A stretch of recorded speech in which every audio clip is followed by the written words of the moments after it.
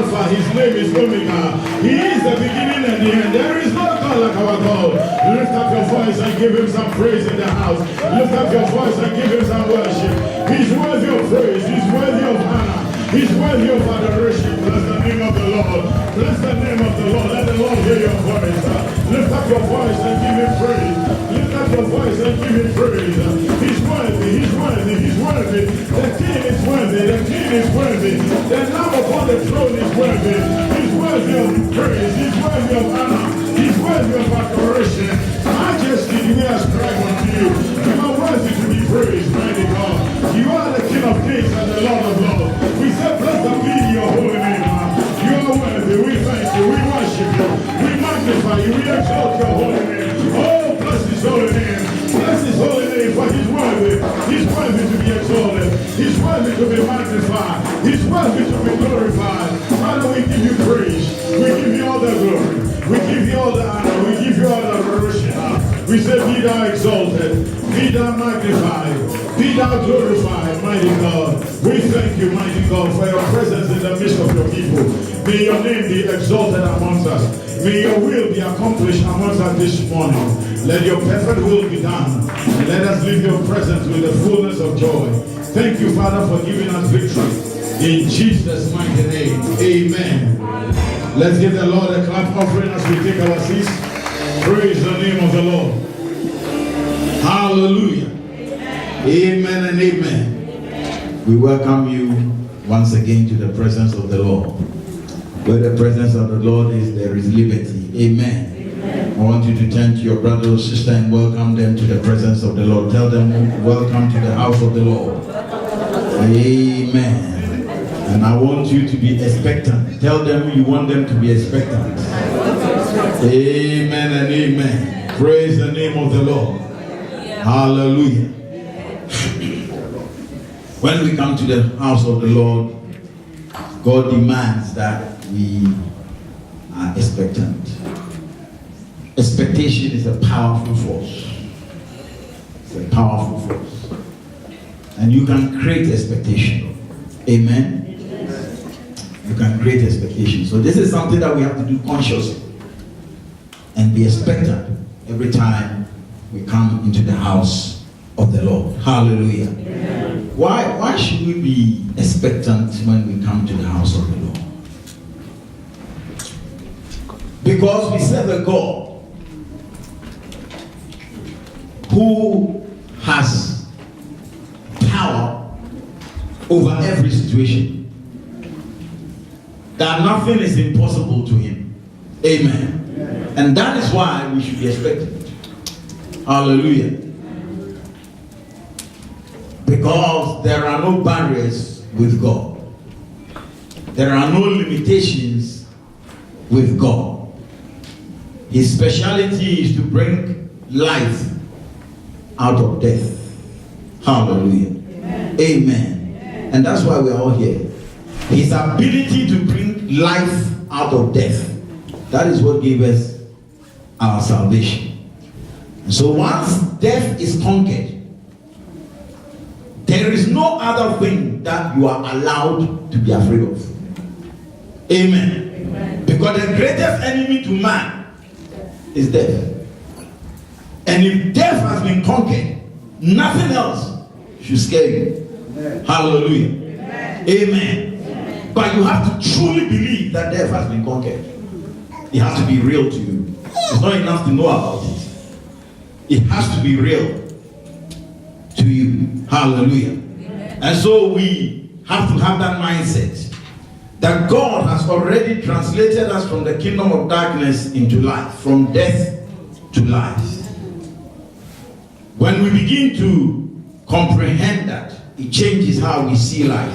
Amen. Amen. Praise the name of the Lord. Amen. So this afternoon, we want to build on what we've been building on in the last few weeks. And we want to trust God that His faithfulness. You see, there's something about the faithfulness of God. That is why you can go to bed and just not worry whether the morning will come will surely come. The night will surely come. Amen. Because he has set it in place. And his faithfulness makes sure that it works. Praise the name of the Lord. And so our God is faithful. And because he's faithful, we have to come to him with that mindset that we are serving a faithful God. Hallelujah. Amen. And that is the foundation of our expectation. Because God is faithful. Amen. Look at how many generations that God has been faithful to before we came to see. Think about that. Generation after generation after generation, thousands of years. Every generation eats food and they die and go. And then the other generation comes and they still have food to eat. And they will die and go. And another generation will come. And the same old earth will keep producing food for every generation without any upgrade, maintenance, nothing. But every generation will be fed by the same earth. Because God said, seed time and harvest time will never cease as long as the earth remains. So anytime seed goes into the ground, it will bring a harvest. He said it once. He's never repeated it. And it's still working. It's still working. That is the God that we serve.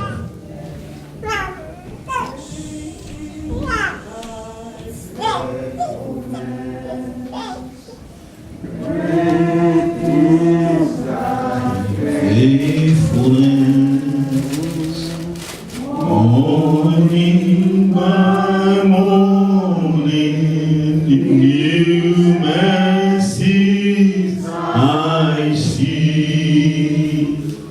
All I have needed, thy hands have provided. Great is thy faithfulness, Lord, to me. Hallelujah. Amen. Our God is faithful. Amen.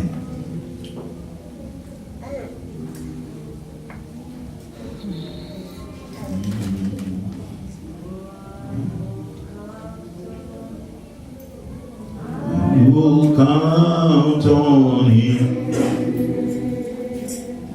He has promised he will never fail. His faithfulness is forevermore. His faithfulness is forevermore. His faithfulness is forevermore. His faithfulness is forevermore. His faithfulness is forevermore. His faithfulness is forevermore. Hallelujah.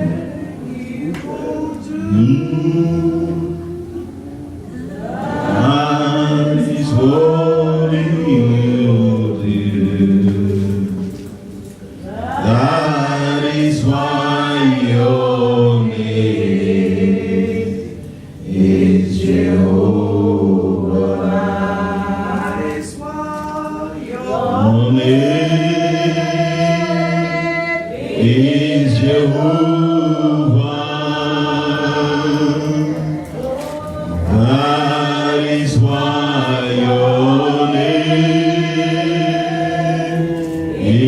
Jehovah.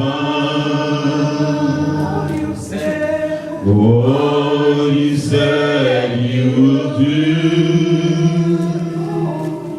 That is what you will do. That is why your name is Jehovah.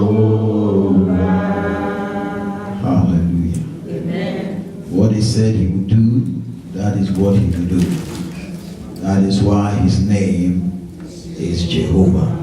Praise the name of the Lord. Hallelujah. Amen. Amen. Last week we read the scripture. The screen is not working today. But I want us to go over that scripture in the book of Joel chapter 2 verse 28. Anybody remembers what the scripture was? Anybody remembers what scripture was? Hallelujah. And we say it together. In the last days, I'll pour out my spirit upon all flesh. Your sons and your daughters will prophesy. Your old men will dream dreams. Man and old shit. Amen? Hallelujah. Let's do it again. In the last days, yes. I will pour out my spirit upon all flesh. And your sons and daughters will prophesy. Your old men will dream dreams.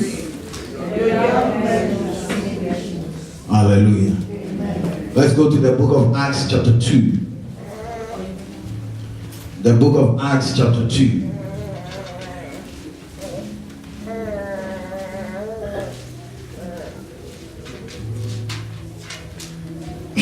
The book of Acts chapter 2.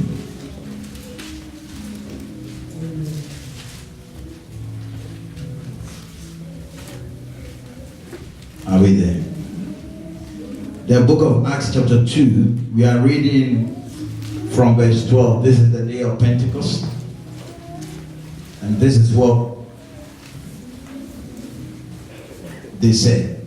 Acts chapter 2 from verse 12. And they were all amazed and were in doubt, saying one to another, what does this mean? Others mocking said, these men are full of new wine. But Peter, standing up with the 11, lifted up his voice and said unto them, ye men of Judea, and all ye that dwell in Jerusalem, be this known unto you, and hearken to my voice. For these men are not drunk, as ye suppose, seeing it is but the 3rd hour of the day, which is 9 a.m. in the morning. But this is that which was spoken by the prophet Joel. And it shall come to pass in the last days, saith God, I'll pour out my spirit upon all flesh. Your sons and your daughters shall prophesy. Your young men shall see visions, and your old men shall dream dreams. Hallelujah. Amen. So this incident that Joel prophesied many years ago did not happen in Joel's day. So many hundreds of years have passed. And Jesus comes on the scene, dies, and resurrects. And as he's going to his Father, the last thing he tells his people is go to Jerusalem and wait for the promise of the Father. Hallelujah. Don't go anywhere. Wait for the promise of the Father. Hallelujah. Now, before that, he told them to go into all the world and preach the gospel. Isn't it? Amen? He told them that. But he said, before you do that, wait for the promise of the Father. Why? Because you will receive power when the Holy Spirit comes upon you. Then you can be a witness unto me. Praise the name of the Lord. And so the empowerment of the Holy Spirit is necessary to be able to do the work of God. Absolutely necessary. And that's why Jesus said, don't go anywhere. Wait. The incredible thing is that he didn't tell them how long to wait, which will have been helpful for planning purposes. These days, if you tell somebody, just go and wait, they will let you explain how many hours, how many days. Yes, you have to give them details because they have other things to do. Don't you think these people also had other things to do? Oh yes, they have wives, they have husbands, they have children, they have everything. He didn't give them anything. He just said, wait. And they didn't ask any details. They just went. They waited. The first day, nothing came. Second, nothing. Third, nothing. Fourth, nothing. But they were there. They were praying. Nothing happened. But they were praying. They were waiting. The instruction was to what? Wait.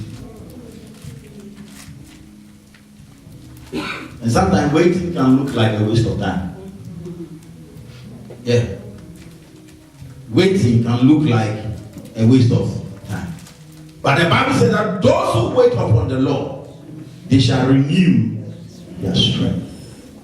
So waiting on God is not a waste of time. It brings renewal of strength. One of the most important things you can do is to learn to wait upon the Lord. If you learn to wait upon the Lord, the devil can never get you.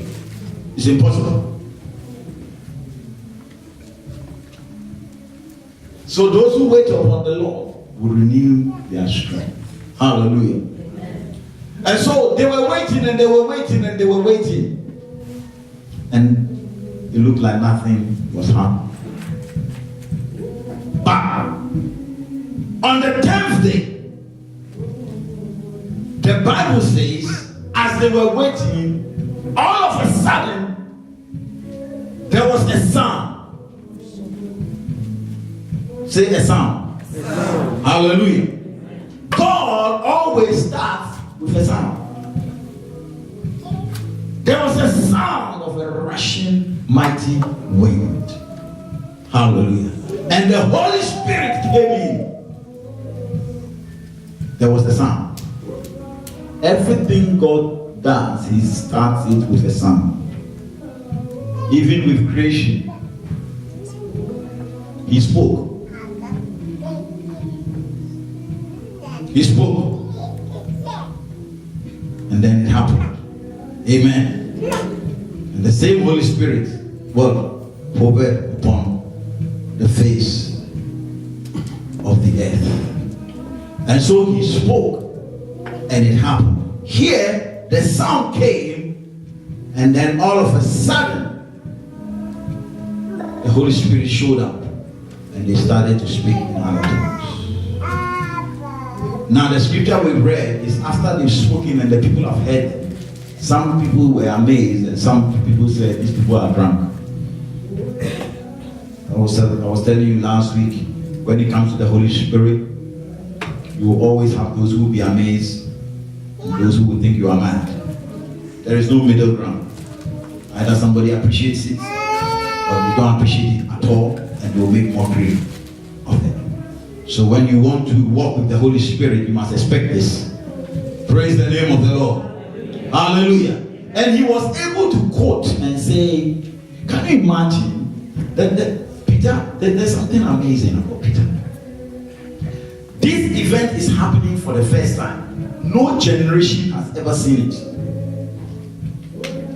No generation has ever seen what is happening. None of the apostles have seen it. Nobody, including himself. But he said, this is that which was spoken by the prophet Joel. You remember when they were together with Jesus, and Jesus asked them, who do men say that I am? Matthew chapter 16. Some of them said, some of them say you are Elijah. Some of them say you are John the Baptist. Some of them say that you are the prophet. And then Jesus turned around to them and said, who do you say that I am? You've told me what other people say that I am, but who do you say that I am? He said, you are the Christ, the Son of the living God. Hallelujah. And what did Jesus say?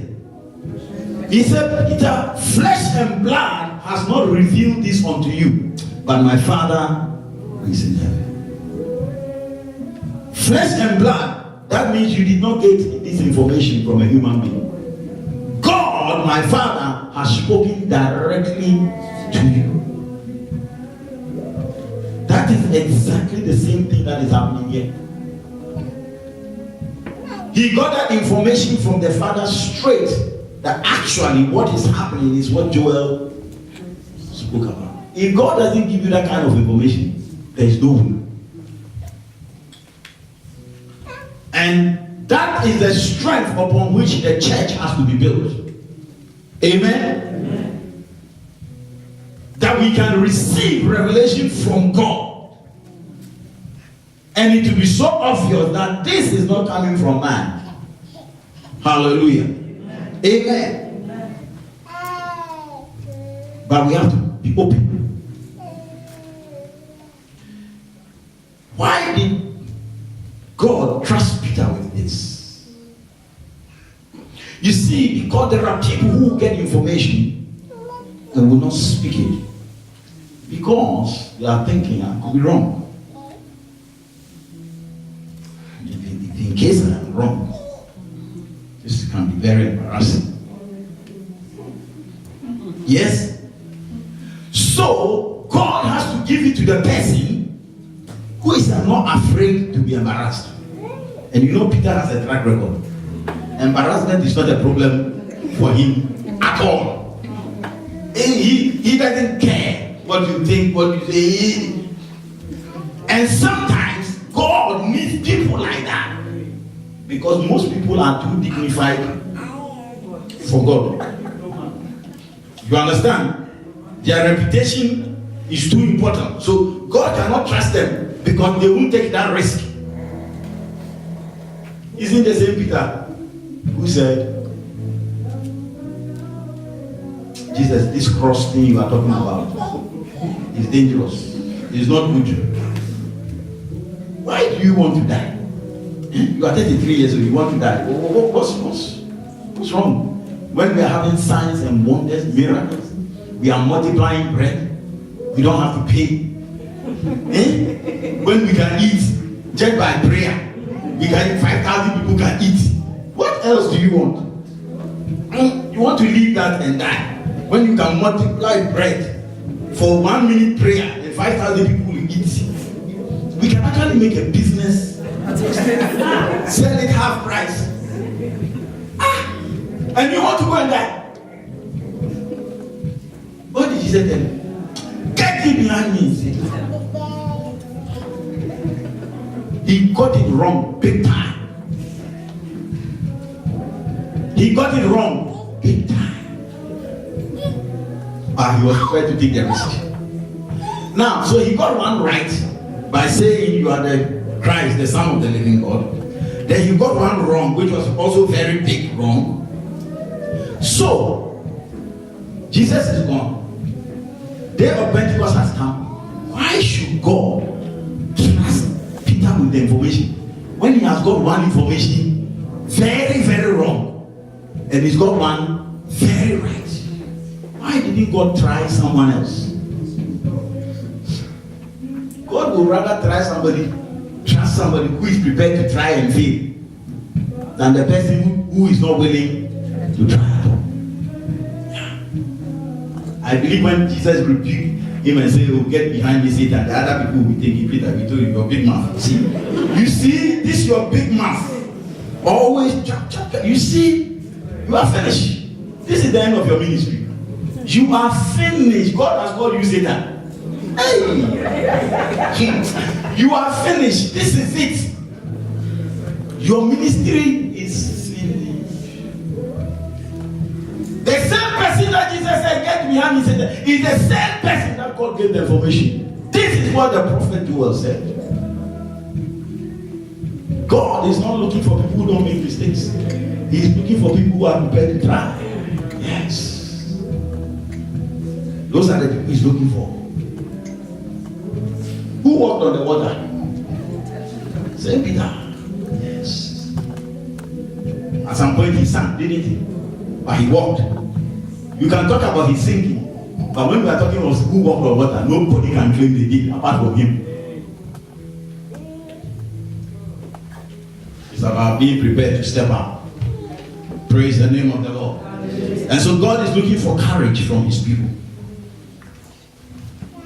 We have to come out of this cowardice and begin to step out into what God has called us to do. Praise the name of the Lord. Hallelujah.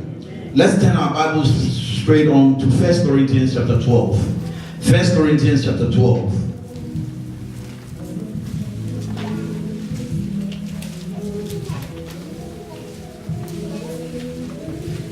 1 Corinthians chapter 12. We are reading from verse 1. Paul is writing to this church, and this is what he tells them. 1 Corinthians chapter 12. He said, now concerning spiritual gifts, brethren, I will not have you to be ignorant.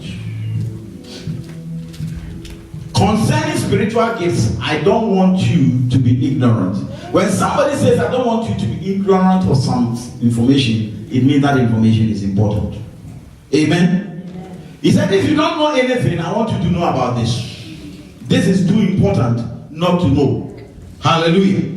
I don't want you to be ignorant. You know that you were Gentiles carried about unto these damn idols, even as you were led. Wherefore I give you to understand that no man speaking by the Spirit of God called Jesus accursed, and that no man can say that Jesus is the Lord but by the Holy Ghost. Amen. Amen. Now he told them something. He said, before you were Gentiles, your gods were dumb. Did you hear that? Your gods were what? Dumb. The difference between our God and other gods is that our God speaks. Amen. Amen. Amen. Our God is a speaking God. He said your gods were dumb. But this God that you have come to is a speaking God. He said, I give you to understand that no man speaking by what? The Spirit of God calls Jesus Christ. No man speaking by what? So we speak by the Spirit. So we have to be speaking beings because our God is a speaking God. Let there be light, and there was light. God creates by speech. He calls the things that be not as though they were. He decrees a thing, and it is what? Established. All those things are done by words. So he's saying, I want you to see the difference between the God you are serving now and the God that you used to serve. The God that you used to serve could not speak. You have come to a God that is a speaking God. Praise the name of the Lord. So nobody speaking through the Spirit of God can call Jesus accursed. And that no man can say that Jesus is the Lord. Amen? Hallelujah. But by the Holy Ghost. How did we get born again? How did we get born again? If we believe in your heart that Jesus Christ is the Lord and confess with your mouth, you will be what? Saved. Yes. We got born again by speaking. Whoever calls upon the name of the Lord shall be what? How do you call? Speaking. That is the principle of the kingdom. When you confess with your mouth that Jesus is the Lord, you will be saved. So he's telling them, you have come to a God who is a speaking God. It's not a damn idol that you need to go and dress him in the morning and put him in his place. No, that's not the God that we are doing. And then you start talking to the God. No. This God speaks to you. And so you must learn to speak. Praise the name of the Lord. That is why he told them, I don't want you to be ignorant. He knows where they are coming from. He knows their background. They are not used to a speaking God because they create their own gods with wood and silver. And wood and silver, they don't talk. Praise the name of the Lord. Hallelujah. Hallelujah. And so he goes on from there to verse 7, and he says this. But the manifestation of the Spirit is given to every man to profit withal. For to one is given by the Spirit the word of wisdom, to another the word of knowledge by the same Spirit, to another faith by the same Spirit, to another the gifts of healing by the same Spirit, to another the working of miracles, to another prophecy, to another discerning of spirits, and to another diverse kinds of tongues, to another the interpretation of tongues. But all these worketh that one and the same self Spirit, dividing to every man severally as he wills. Amen. Amen. Now God is saying the manifestation of the Spirit is given to every man. Hallelujah. The manifestation of the Spirit. So the Spirit is there, but the Spirit has to be all manifested. To manifest something is to uncover something, to reveal something. And he said this is the way in which the Spirit is what? Revealed. And he gives the diverse ways in which the Spirit of God is revealed. And he said one of the ways the Holy Spirit reveals himself is through the word of knowledge. Another way that the Holy Spirit reveals himself is through the word of wisdom, through the gifts of healing, through faith, through the working of miracles, through tongues, interpretation of tongues, discernment of spirits. So he's giving us all the diverse ways in which the Holy Spirit manifests himself. And now he says, the Holy Spirit gives to every man as he wills. Amen? Is every man in your Bible? Amen? Is it there? Look at the 11th. Read it for me.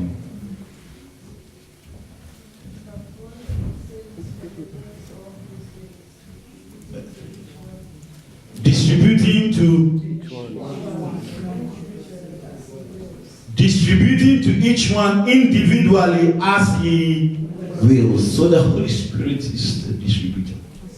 Yes, as he determines, as he wills. So the Holy Spirit distributes, but he said he distributes to every man. That's why you cannot exempt yourself. Praise the name of the Lord. As he wills. So he chooses what he gives, but everybody is guaranteed to get something. Praise the name of the Lord. Hallelujah. Amen. And that is why we must open our spirit to the Holy Spirit, because he is distributing. And you see, somebody can be distributing, but you have to still be willing to accept what he's distributing, isn't it? Yes. There is an acceptance. Our role is to accept what the Spirit is distributing. But he is. And he said he gives to every man as he wills. That's why we all do different things in the house of God. Yeah.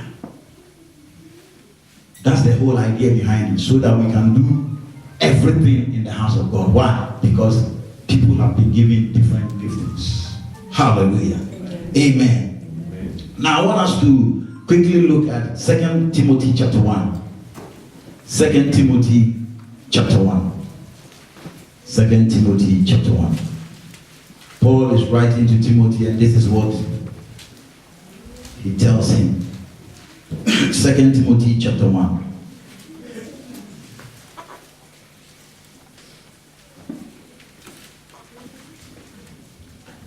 Second Timothy chapter 1. We are reading from verse 6. It says, "Wherefore I put thee in remembrance, that you stir up the gift of God which is in you, by the laying on of my hands." Paul is saying, I laid my hands on you, and when I laid my hands on you, you received a gift from God. But I'm reminding you that you need to stir up this gift. So the fact that you got a gift from God, that doesn't mean you can go to sleep. No. No. there is a stirring that takes place. Amen. Ask the woman, if you put food on the fire, do you go to sleep?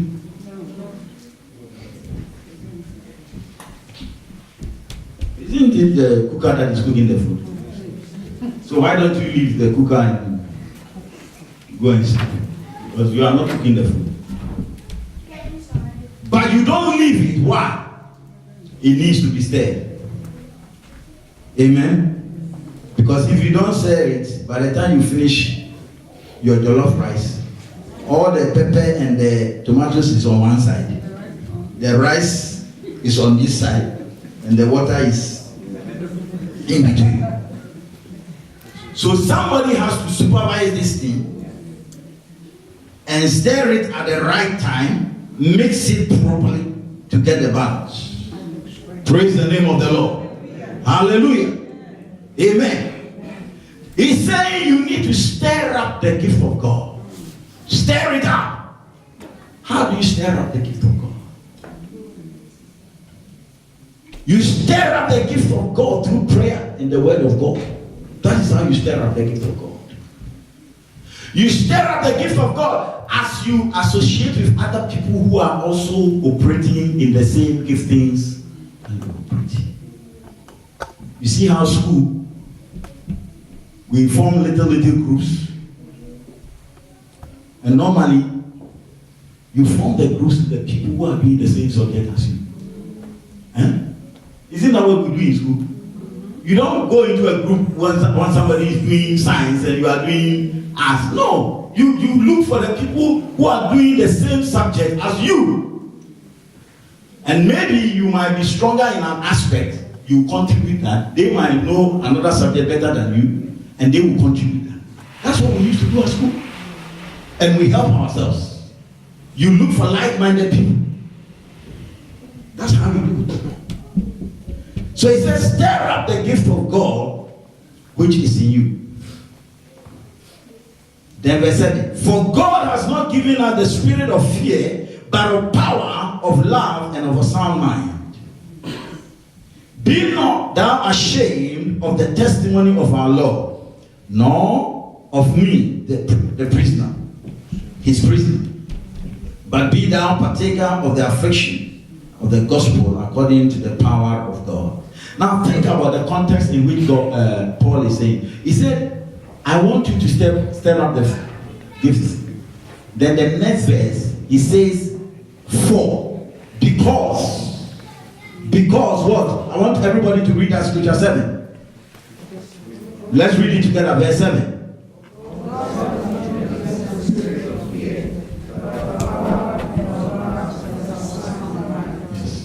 He said, I want you to stir up the gift of God because God has not given us what? The spirit of fear, but of love, of power, of sound mind. He understood that fear was a problem for Timothy. He said, God has not given us what? The spirit of fear, but of love and of power and of a sound mind. He saw fear was an obstacle to the gift of God that was in Timothy. It was an obstacle. The manifestation of that gift was threatened by fear. So he told him, don't be afraid. Stir up the gift of God because God has not given us the spirit of fear. In other words, when you are afraid, don't ever think it comes from God. When you are shy to the point that you can't lift up your head, don't think God made you like that. Do you understand? Amen. There are some things that are not from God. The enemy just uses that to hinder you from operating. After that, what did he say? Don't be what? The next verse. Don't be what? Don't be what? Ashamed. So two things. Don't be afraid. Don't be ashamed. These are the two things. Yeah. Some people are not afraid, but they are ashamed. Some people are not ashamed, they are afraid. Some people are both. You need help from God. Yes, yes. Paul had a reason why he was addressing Timothy like that. Timothy later became a great man of God. But it took somebody to shake him out of his timidity. Some of the scriptures we use, God has not given us the spirit of timidity. Yes. That's why he wrote to him, he said, Timothy, let no man despise your youth.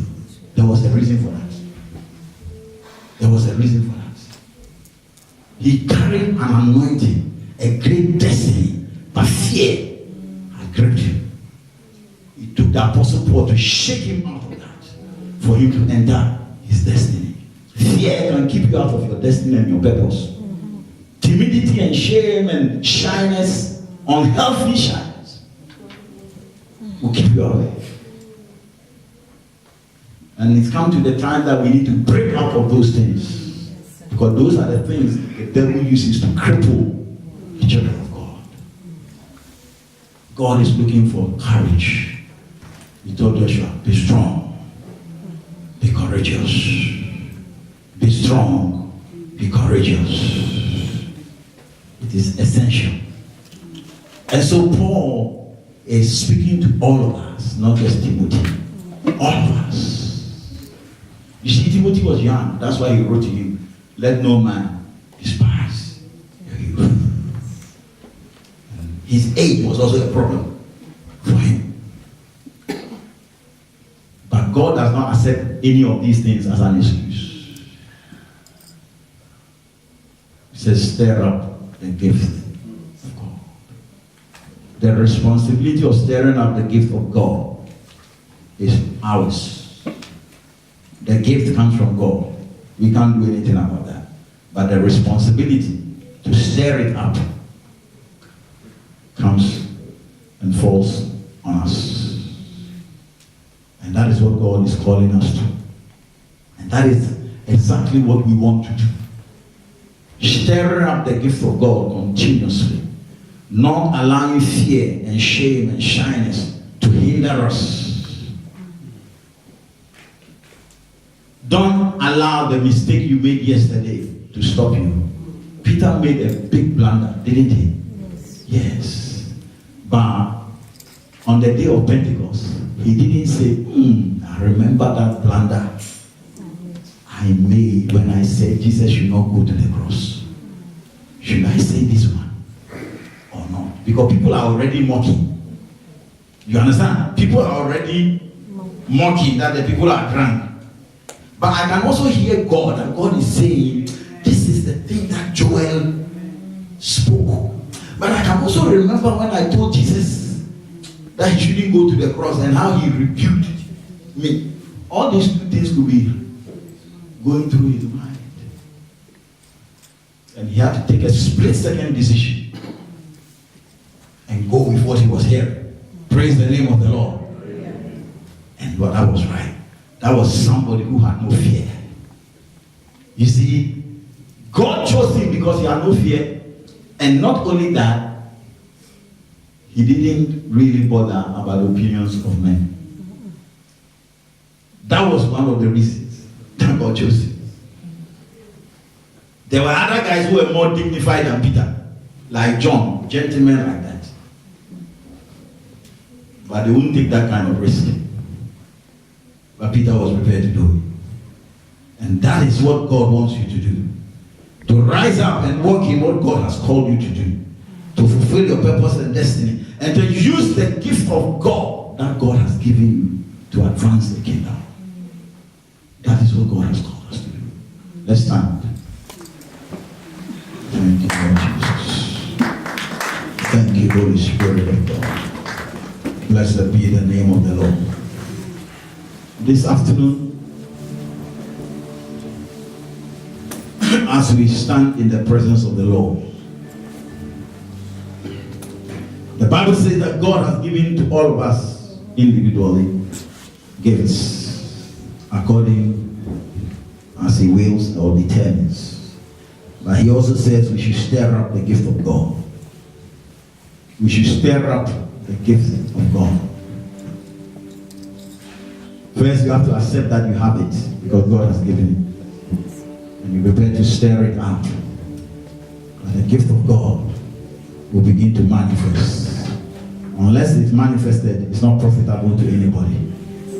Holy Spirit of God, lift up your holy hands to him. And I want you to talk to him. Father, the gift that you have given me, I thank you for that gift. I received that gift. If you don't know it, ask him for it and he will show you. He will show you. He will show you. He will show you. He will show you that gift. He will show you that gift. He will show you that gift. He will show you that gift. You've got it. He will show it to you. He will show it to you. He will show it to you. He will show it to you. He will show it to you. Oh, blessed be your holy name. Talk to him about that gift. The gift of God. The gift of God. He said he's giving every man a gift. He's giving every man, every woman a gift. There is nobody who is exempt. Everybody has been given a gift. Say, Father, now I want to stir up the gift of God. I want to stir up the gift of God. The gift of God. The gift of God. Oh, manifest the gift of God in me, oh Lord. That I will manifest the gift of God. The gift of God will manifest so that the church will benefit. The community will benefit. Society will benefit from the gift that you have given me. Oh, begin to talk to him. Oh, the gift is there. The gift is there. He said, out of your belly shall flow rivers of living water. Out of your belly shall flow rivers of living water. Mariskete maya, shebo riskete maya, maroskete boreskete maya, zebe baba raskere mayende, boreskete maranda sheba bayanda ha, baba zebe biza baba raskere moroskere maya. Maraskerebo zebeya babazede beze araskata maranda sheba bayende abareskeremo raskatabo zebeyende he maraskata maranda sheba baya babasaba amaroskerebo raskerebo sabayende he amaye babazebe bezebe bezebe bezebe bezebe zaba amaraskerebo raskata maranda ha shebe sama raskerebo boya amaye babazaba babazaba Maranda Shama. Begin to pray in the Holy Ghost. Begin to pray in the Holy Ghost. I want you to put your both hands on your belly. Put both hands on your belly. Put both hands on your belly and begin to pray in the Holy Ghost. He said that out of your belly shall flow rivers of living water. There is something in your belly.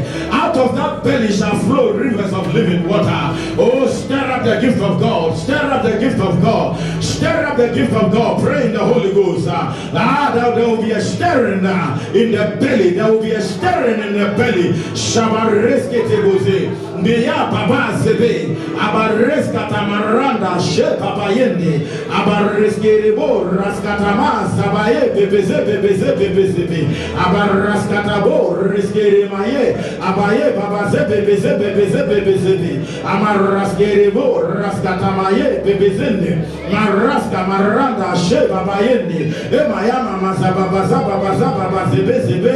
Amaraskerebo boya mama zebe bezaba. Meyanda ha raskerebo raskatamaye. Emayama mazaba zebe bezebe. Amaraskerebo boya mama zebe bezebe. Amaraske bebe zama raskerebo boya.